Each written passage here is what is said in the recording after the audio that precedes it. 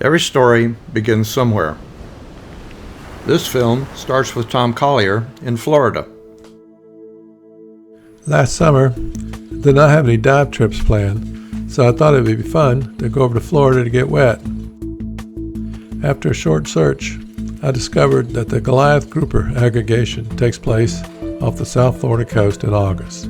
I had seen photographs of the big groupers stacked like cordwood during the mating season, and this was perfect timing for me. So I made plans for a week of diving in the South Florida area of West Palm Beach. I had also seen on Facebook some of the unbelievable photographs taken off South Florida coast on dives they call blackwater dives. So I thought I would investigate if those dives were offered in the West Palm Beach area. I was prepared for the grouper dives with the right camera gear and was just going to check out the night dives. As it turns out, the grouper dives were great and I would love to do some more, but the blackwater dives were the best. The excitement and intensity level was high, and the anticipation of what you were going to see was even greater. The dive boat left the dock at 7 p.m. and carried 12 divers for approximately a 1-hour boat ride to the dive site. They head out to the Atlantic Ocean until reaching the Gulf Stream, which varies in distance from the shore. Ideally, they want water depth to be 400 to 600 feet. The dives are drift dives with basically no bottom, as you're in the Gulf Stream, so you drift with the current, requiring little swimming. To keep everything oriented in what seemed like the middle of the ocean, the crew attaches a 40 to 60 foot weighted rope on a large float called a pumpkin. The weighted line has lights attached at 20-foot intervals down into the deep. The dive profile is to swim in the water column, up and down and around the weighted light, looking for whatever comes into your light. Your dive lights and the lights on the line attract the most amazing critters that you will ever see. Most are larvae and juveniles of the same underwater inhabitants that we see on our normal dives. Just as soon as I left Florida, I was thinking about doing this again. It turns out the Crystal Blue Dive Resort in Anilao was advertising blackwater dive packages that offered 2 dives each night plus an afternoon dive for 7 days. This was going to be my next stop. And it didn't take much convincing to get Dennis and David to go with me to Anilao. When Tom mentioned that he and Dennis were going to the Philippines to do a whole week of blackwater dives, I knew I had to go. We timed this trip just right, just between the volcano and the virus. I originally bought masks to have just in case of another volcanic eruption spewing ash, but I wore the mask on my flights because of the virus. The real problem we had was Qual volcano. It erupted January 12th and sent a massive ash cloud into the stratosphere. The prevailing winds were from the south, taking the ash cloud over Manila and the airport, which had to be closed. I grabbed these photos and satellite views off the internet to show just how messy things were getting. This map shows just how close we were to the volcano. As you can imagine, we didn't know if we could land in Manila or not. However, as luck would have it, a diver friend from Colorado happened to know another friend who arrived in Puerto Galera just before the eruption. I got in touch with Barry Klein through Facebook, and he started posting photos and video and giving me a daily status update. The size of the volcano evacuation area was reduced just a day or two before I left Houston. That made me feel a little more relaxed about the trip. My wife has a distant cousin that lives in Tokyo. His name is Daisuke Suzuki. He has been on a number of trips with us over the years and was more than happy to join me on part of the Philippines trip. I arrived late into Manila. The next morning, we woke up early and caught the CCAT bus and took it down to the ferry terminal at Batangas. As we drove by the volcano, off in the distance we could see it looming with some bit of smoke coming out of the top. The short ferry ride was uneventful, and reaching the Puerto Galera ferry terminal, we were picked up by a small outrigger boat and taken to our hotel. I was meeting Tom and Dennis in Anilao for a week of blackwater diving, but I wanted to do some additional diving while I was in the area.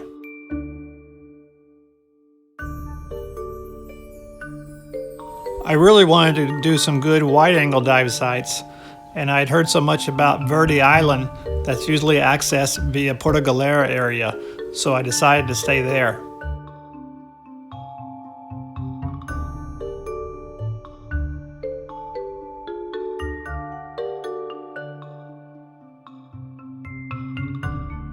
Tom and I arrived in Anilao through Manila without any problems other than worrying about the virus that was starting its global march. We saw no smoke from Qual volcano, and the trip to Crystal Blue Resort was uneventful. And there we were extremely lucky to find Linda Ionello, the blackwater dive expert of South Florida, who I had met in Florida, was already a guest at the resort. The four of us dove for a week and had a fantastic time. Mike Bartik not only manages Crystal Blue Resort, but he is the photo pro who runs workshops on blackwater diving. The orientation session given by Mike and Linda was not only comprehensive, but interesting. Qual volcano was still the gorilla sleeping beside the door. There was considerable discussion about the ash fall and how it was affecting conditions. This satellite view shows that some ash did fall in the region we would be diving. Mike reported low visibility and fewer than expected critter sightings. Plankton growth, catalyzed by iron in the ash, was lowering visibility and depleting oxygen in the top water layer. This was probably altering the nightly migration of deep water species to the surface. These two examples show just how soupy it was and how editing can improve the results. It's really not too difficult to remove the trash from still photographs, but for video, it takes a little more effort to get acceptable results. Most of our dives were spent finning around, sweeping the snowstorm for something to photograph or video. When something was found, there would be an explosion of flashing lights, strobes firing, and a general convergence of anyone close to the action. It's not that we weren't seeing things, they were just few and far between. This juvenile bent stick pipefish was one of our early finds. A snake blenny has an orange parasite on its gills.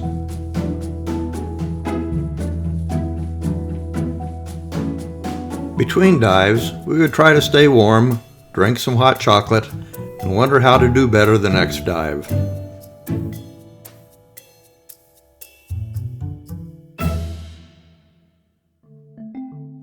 The crew would pull in the pumpkin, replace the batteries on the 35,000 lumens of lights on the downline, and change our tanks.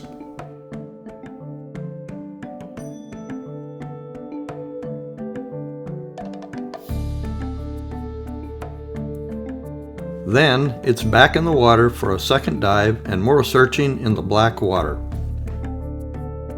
This little guy kept swimming directly into my focus light. I kept trying to back up, but he kept coming. I finally gently pushed him away, and he grabbed onto my glove. I photographed another tiny crab on a later dive, but was imagining something very different. Yep, Jabba the Hutt. In case you ever wondered where sci-fi filmmakers get their ideas, maybe these comparisons will give you some answers.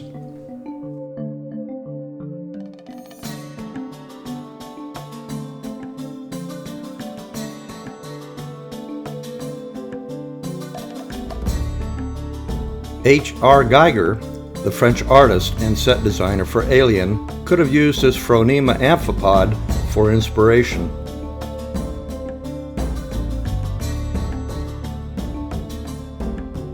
Of these examples, the Wonderpuss's resemblance to the Mars Attacks leader is the most insane.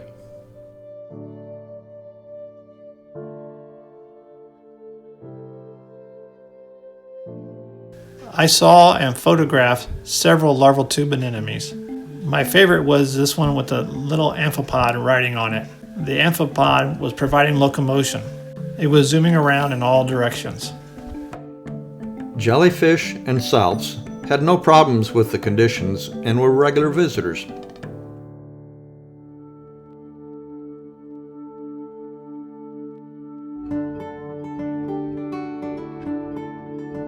It's not unusual for fish or crabs to associate with jellyfish. In this shot, Tom caught a juvenile lobster hanging on to two small jellyfish. Ctenophores, or comb jellyfish, come in different sizes and shapes.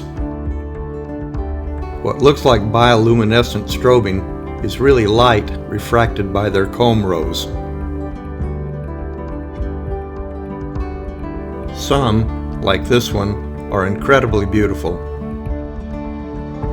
Salps are filter feeders that mostly look like a bunch of nothing. This tiny male argonaut in the salp was about the size of a pea. The only reason I knew what to look for was because in the briefing, Mike had mentioned to look for these little guys that appear as an extra blob in the salp chain. The next evening, we grab our cameras and gear, suit up, and board the boat for another long, cool trip to the dive site.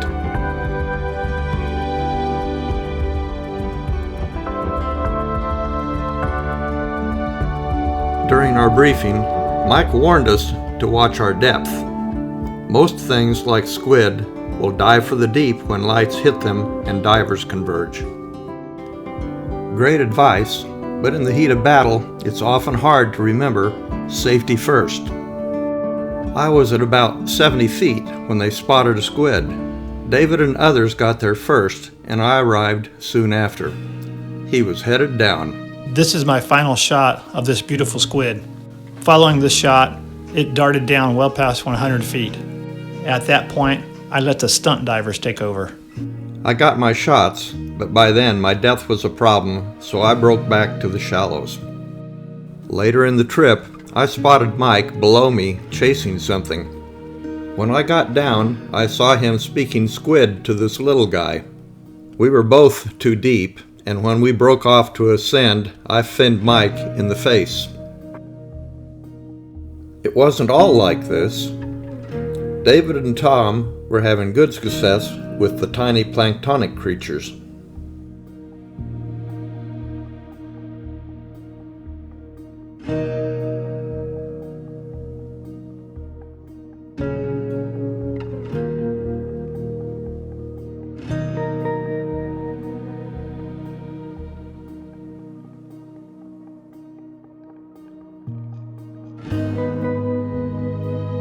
We were also finding shrimp with and without pyrosomes and other crustacea.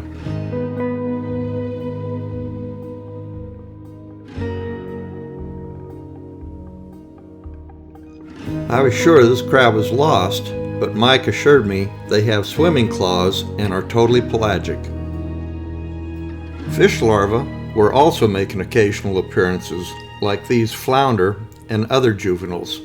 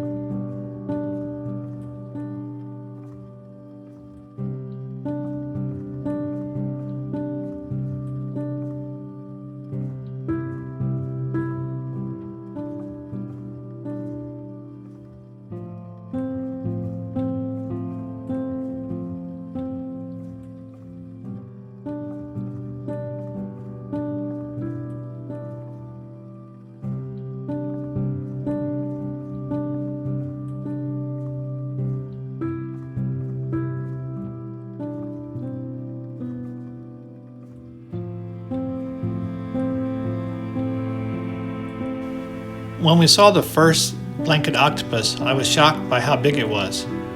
I really thought these things were like 3 inches long. With my lens I was shooting, a 60mm macro lens, I had to back off very far to get the whole octopus in the frame. After a few whole body shots, I decided to go in for a close-up of the eye.